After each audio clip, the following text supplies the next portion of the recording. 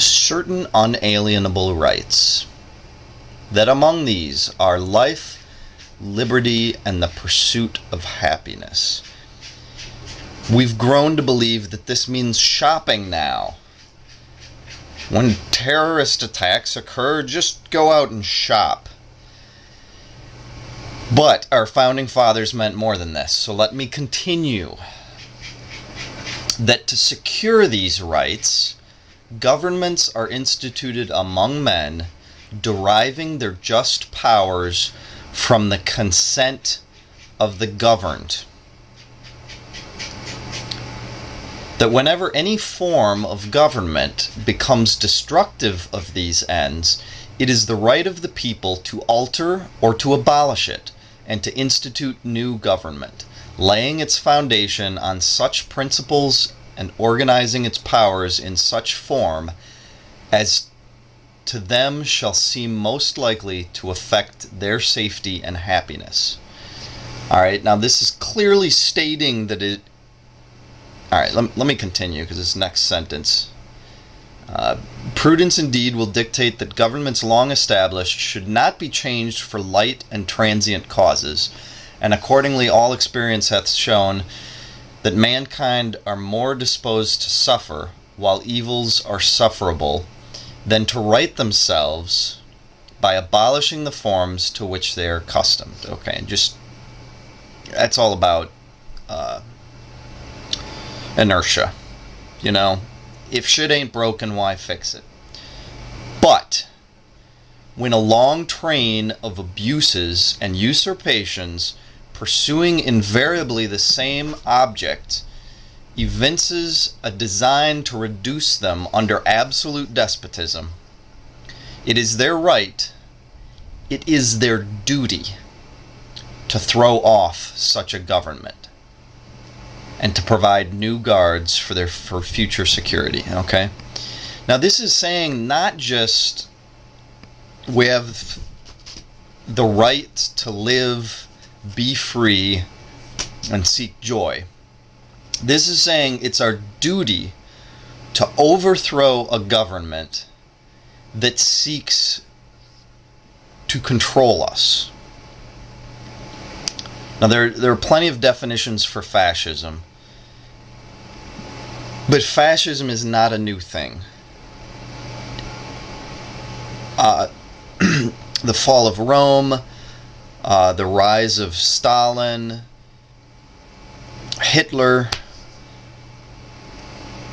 There are plenty of examples we can look to, and there are certain patterns that governments use to gain more control over their populace. And we're on a slow and steady... Here's the other thing. The people in your government are more educated than you, and I include the current president. They understand history. They understand fascism of the past. And those who are seeking to gain more control of the government are smart enough to inch ever so slowly towards it, and to keep their intents, their motives secret. And the way they do this is to throw out all these stories. And one is that the army is here, what? To help us get out of cars, really. To defend us from, are there sleeper cells about to awaken everywhere that we need military forces to defend against because our police SWAT teams aren't enough?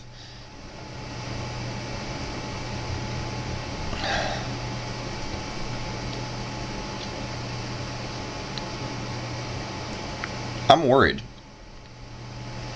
And I can't tell you what's going to happen.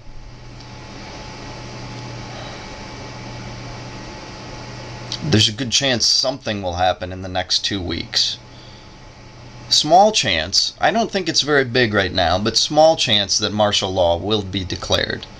That the president will implement his Homeland Security Presidential Directive 51 will suspend our legislative branch,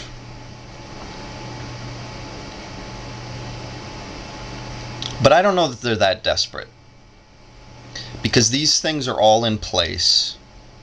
The protections we once had, the checks and balances in our three-party system of government, the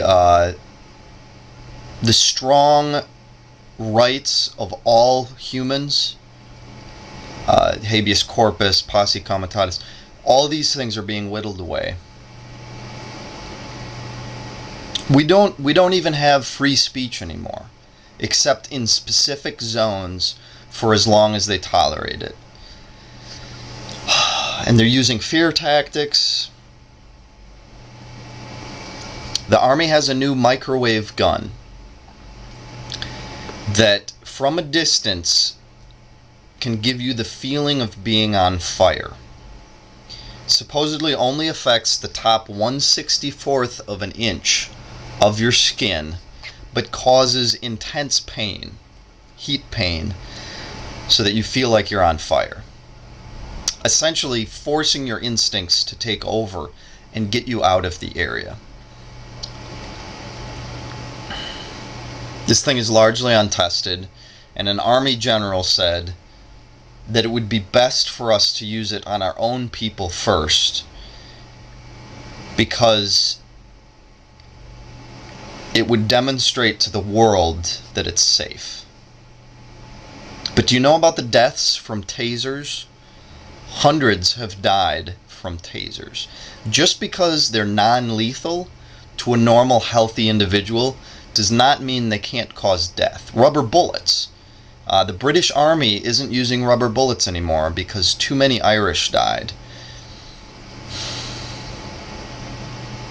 Sure, a rubber bullet bouncing off a muscle, it's not a big deal. But where are you hitting them? Certain nerve endings, eyeball,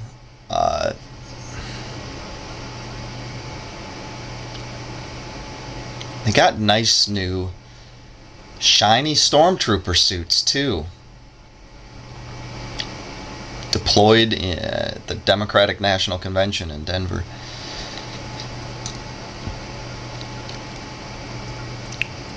They're going to keep pushing for control,